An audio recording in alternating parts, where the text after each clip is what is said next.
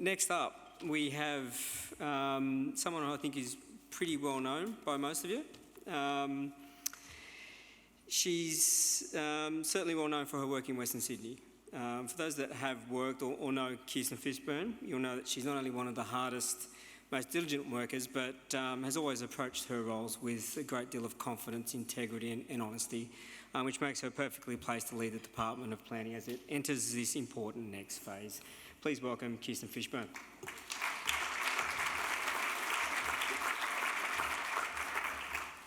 Thank you very much. Hi everyone, I'm Kiersten. Good morning, and thank you very much to Chris and Adam for inviting me to speak today at Boomtown. Before I begin, I would like to acknowledge the traditional custodians of the land on which we meet today, the Wongal people.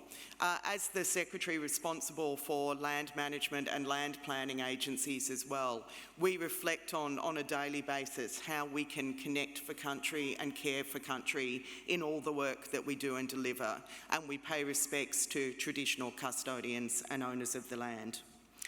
I'd also like to acknowledge a couple of terrific women whose work helps guide the department. Deb Deering, who is our Acting Chief Commissioner of the Greater Cities Commission, and Jennifer Westacott, who is the Chair of Western Parklands City Authority, two agencies which I was delighted to have rolled into the Department of Planning.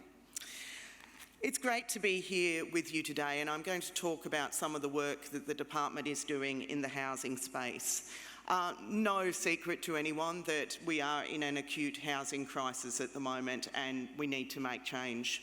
And as the Minister for Planning has reflected on, planning of course is one of those areas where no one has an opinion. You can just go into it cold, you know, whatever you do, no one's going to comment on it. In actual fact, planning is one of the areas that is the most contested, but also, when done well, can provide the solutions that will make the lives of people throughout New South Wales, but particularly in Western Sydney, better. We do need to look at how we rebalance housing across Sydney with a greater focus on well-located homes. We need to do that to improve affordability, to reduce infrastructure costs, and the Minister talked about challenges in the infrastructure space, and to do that to limit the burden on taxpayers. So what's the task at hand? New South Wales has been tasked through the National Housing Accord with delivering 377,000 homes over 5 years. When I go to sleep at night, I have the reverse image of a prisoner in a cell marking days off. I see a wall with 377,000 scratches on it that I need to slowly wipe down, well, not slowly, rapidly, over 5 years to deliver what we've been asked to. I want to say, though, it's not quite a standing start. If we look at the data in our planning system at the moment, New South Wales is on track to deliver 200,000 dwellings over that 5-year period. So we just need to double the task. I will acknowledge as well that the solution will not be the sole responsibility of the New South Wales planning system, the department, or even the New South Wales government. Everybody has a role to play in resolving this issue. That's from federal government to local government to industries, investors, and indeed the community themselves, by accepting that density is going to come because we need to provide homes for the next generation. So I want to talk about 3 issues in particular this morning. The first is around balancing infill and greenfield development. To meet the needs of our population growth and, of course, to address the housing crisis efficiently, we need to have a mixture of infill and greenfield. We cannot just rely on greenfield development anymore, and indeed, I think it is irresponsible to the communities of Western Sydney to expect them to continuously take the density load and to not rebalance it elsewhere. We are looking at how do we balance this across Sydney so that it is aligned with our infrastructure piece as well. There are many advantages to infill development. It can revitalise urban areas. We have some really, really shabby urban areas at the moment. It can reduce some environmental impacts, and it is cost effective in terms of infrastructure. We can actually amplify infrastructure that already exists and amenities that are already available. However, greenfield development remains, of course, part of the housing mix. And what I have loved watching greenfields in Western Sydney over the years is that it's becoming more creative, it's becoming innovative, and designers are looking at different choices and different opportunities to put things on the market. When I was the General Manager at Liverpool Council, I was delighted to be overseeing Edmondson Park. If you want to look at what great greenfields looks like, that is a really great example. We're also making sure we do our own heavy lifting in terms of government in relation to land. Land is one of those commodities that cannot just be replicated. I keep reminding people, land is not the magic pudding. You cannot eat it and then eat it again. So we need to look at what exists in our system, and we're undertaking a land audit of government land to see where we can make land available for social and affordable housing. We're also pumping up Landcom to get them to deliver more housing, and though over the next 6 years they're expecting to deliver 20,000 dwellings. We will be looking at how do we incentivise things like build-to-rent pilot projects through Landcom and increasing the affordable housing piece significantly. This is critical for everyone in Sydney, but particularly, I believe, for people in the West to be able to access affordable housing in communities they want to live near their families that suits their lifestyles. We can't just keep our eye on delivering housing. We need to also ensure we deliver the right infrastructure aligned to it. And one of the things that I have been particularly delighted about over the last 6 months with the GCC coming into the planning department is the maturity of conversations we've been able to have about making sure that land use planning and zoning is aligned to infrastructure, that we're not rezoning land and then waiting endlessly for a piece of infrastructure to come into play. It'll take us a bit of time to work out some of the kinks we've had in the system in the past, but it is a whole new way of planning that is matured, thoughtful, and will deliver housing more quickly. We have reformed infrastructure contributions so that people have an understanding of what they need to pay and that it's balanced out rather than the patchwork of 6 that we had in the past. We're also, though, looking to the development community to help us. Social licence is easily lost and hard to wing back. The way that the development community can help us deliver social licence is with great design and public amenity. We can't do it all alone as government. We need to look to our developers to build that social licence with the community as well. We also want to make sure that the system runs smoothly. I always love quoting Minister Scully, whose strapline for the department is "don't put in crap." If we are assessing rubbish in the planning system, that is time that is taken up where we're not getting a house for somebody living in Rouse Hill or Leppington. So help us help you. We know as well that New South Wales has one of the lowest housing densities globally, and we need to make sure that we densify and densify well. You may have all heard the Premier last night talking about pattern book designs for the type of housing or apartments that will come in low and mid-rise. The Premier also talked about an international design competition and the opportunity for high-rise in some areas to bypass design competitions if they used pre-approved architects. I have one pumped-up government architect today, I can tell you.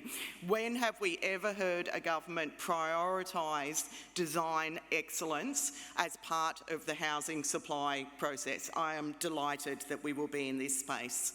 That helps us as well give people better choices in the type of housing they want. We actually want diversity in our typology. I often reflect on the fact that the 19th century had more diverse housing type than we seem to have had over the last couple of decades. To be fair, we don't have slums, but we've had more diversity and you had more opportunity and choice in the 19th century. We need to change that. I also want to emphasise the really significant role that local councils play in the successful delivery of housing in New South Wales, and consultation with them is absolutely key to collectively come up with solutions. I know that there are council people in the room and mayors and councillors as well. We actively want to work with you. Nothing is off the table for the department. You know, it's not quite a blank sheet of paper because we're not rewriting the EPNA Act, but within that, whatever we can do, if it will help, we will work with you to do it.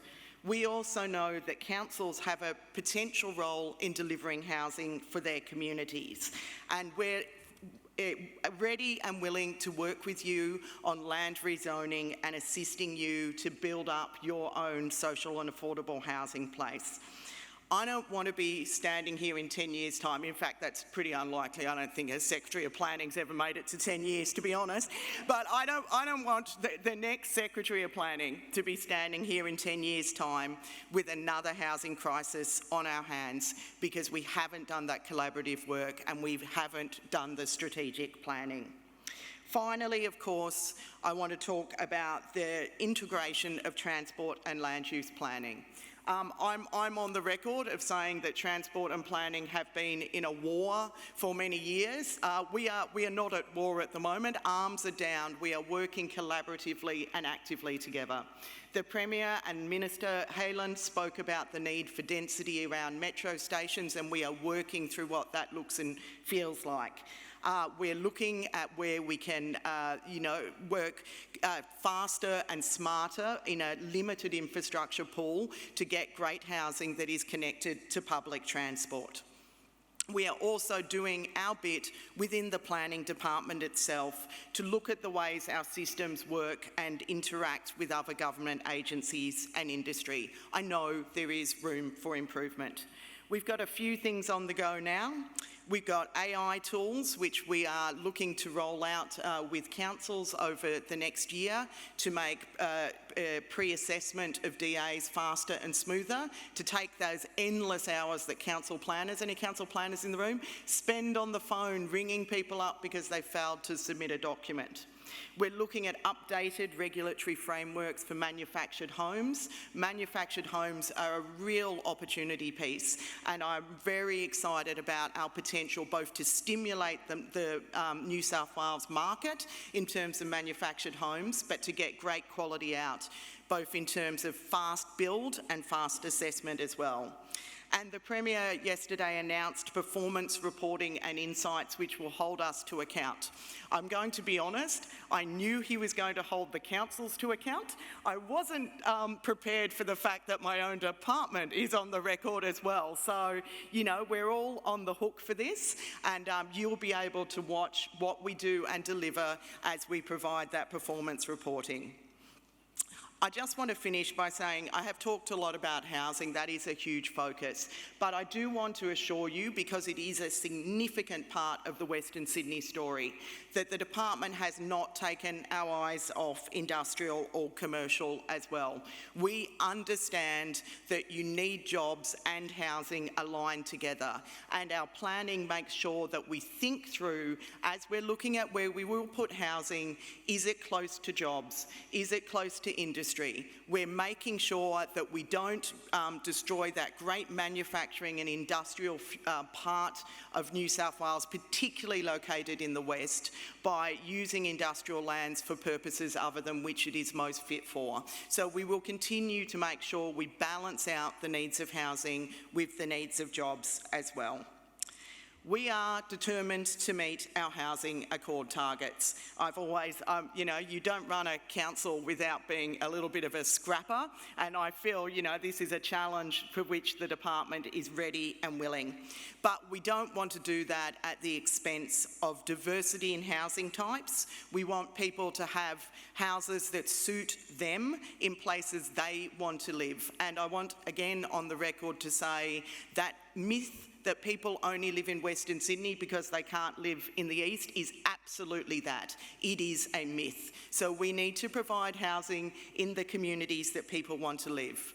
We need to make sure we do that in dynamic and vibrant communities. As I said, it needs to be close to jobs. You need to be able to access public transport, you need amenities, and you need entertainment. We are seeking true partnerships across all 3 levels of government, with industry and with investors. Come on, super funds, get into the build-to-rent space for me. But most importantly, this is a dialogue with communities across New South Wales. I'm happy to stop there and take any questions, but I guess my final comment is join us on this. Meeting our housing accord targets benefits everyone in the community. Every time somebody says, I've got 3 kids, I think, well, that's 3 dwellings you're going to want, and the department will work with you to help you get that. But this is a journey we must all take together. Thank you.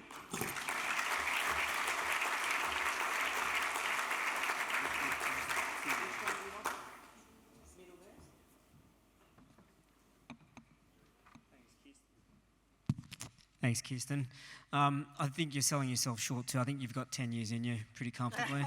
And I also have got 3 kids. I don't know if you can help with some of the problems that I've got at the moment, but housing is least of them. Well, I've got 2 kids, a 14-year-old son, and if I could solve the housing supply crisis with Lego, I would be able to, because that is, our house is basically a Lego repository. Nice, yeah. Yes. I'm well familiar with the toys scattered throughout the lounge room. Talk us through, one of the key things I picked up on there is the concept and focus of collaboration, and you've got a history of that throughout your professional career. Now, I'm sure you've, as you mentioned, getting a lot of advice about what industry and property would like to see from you. You touched on a couple of things that you'd like to see from industry, particularly around social licence, and I think, to use your words, don't put up rubbish. Do you have a confidence, based on the conversations you're having now, that the industry gets that and that they're willing to help you help them? It's a great question, Adam, and I think, in the same way I say there's not one local government, there's 128 unfederated states, there isn't one industry in property development either. So I do think that there are many developers who for many, many years have worked to have absolute excellence of design, amenity and quality, and they're the ones that we really look to in the department. The problem for them is that their work, their DAs or their planning proposals gets bogged down in a system when there is rubbish in the system, or when people are really absolutely trying to push the envelope and beyond any form of community responsibility or really planning controls. So I think as many of you in the room are industry leaders, trying to encourage people to respect the planning system as well, I think is really critical, because I cannot tell you how many delays are baked into the system as a consequence. We have to assess everything, right? That we're legally required to do that. How many things are, just slowed down as a consequence of that. But I really want to emphasise that social licence piece. We are asking a lot of community in terms of density when they haven't been asked it for a long time before.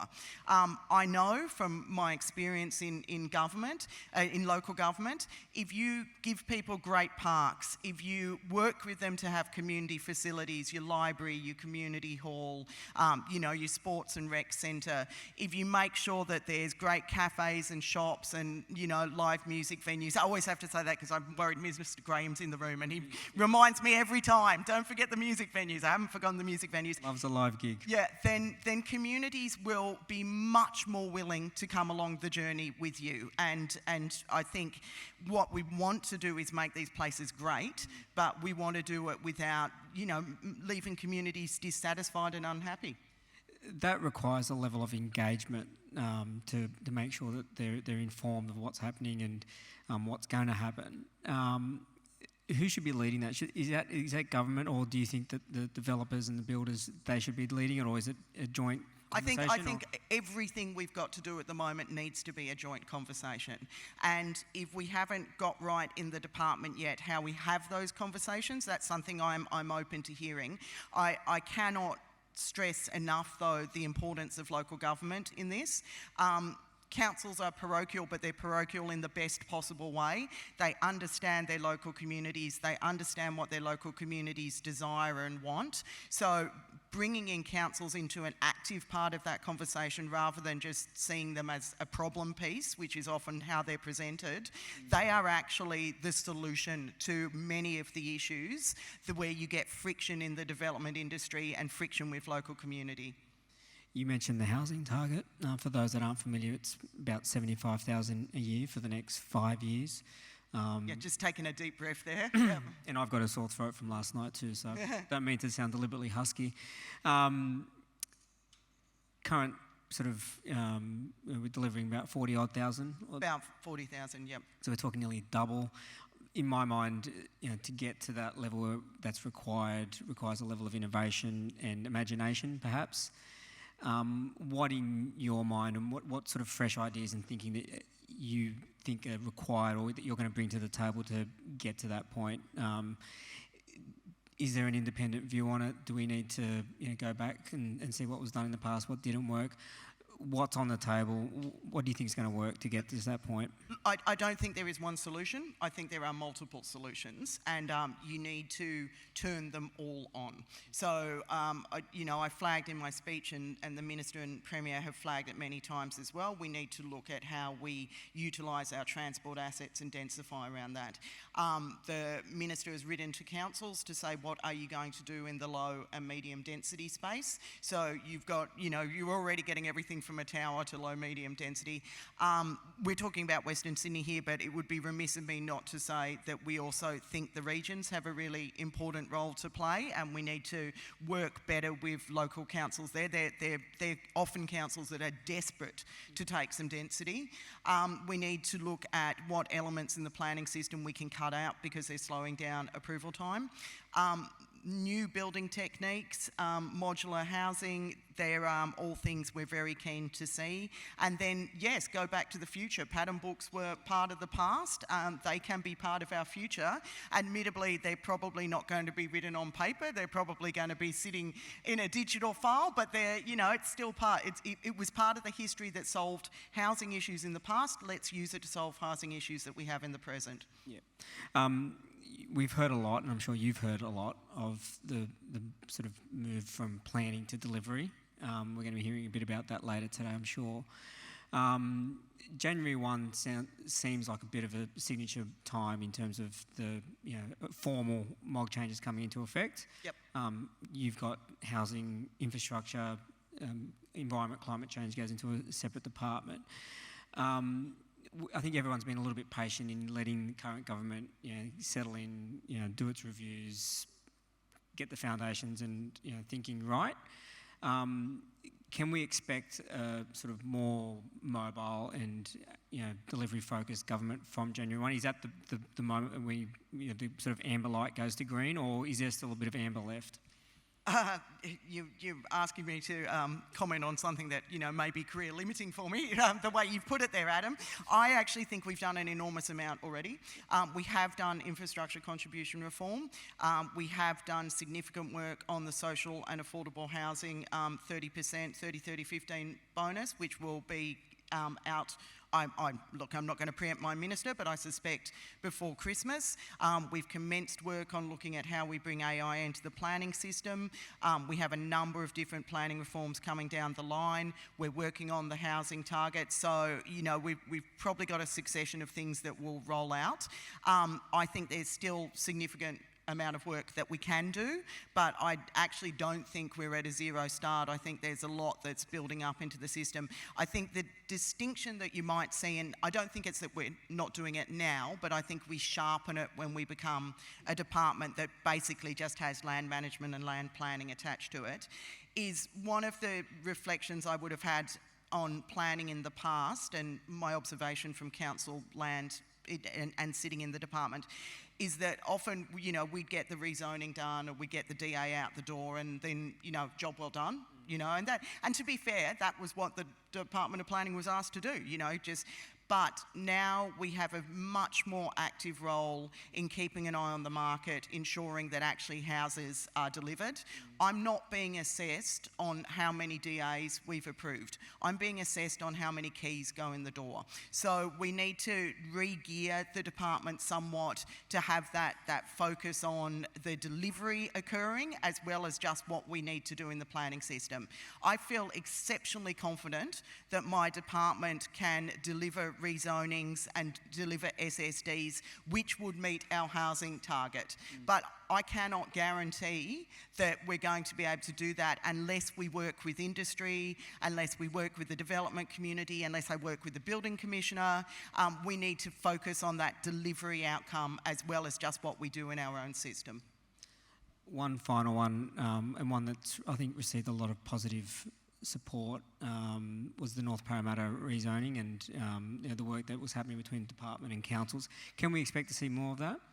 Absolutely. Look, I am open to, if any council wants to come to us and ask for help with rezonings for whatever reason, either they are, you know, they don't have the resourcing in their own council, or the department might have expertise that they don't.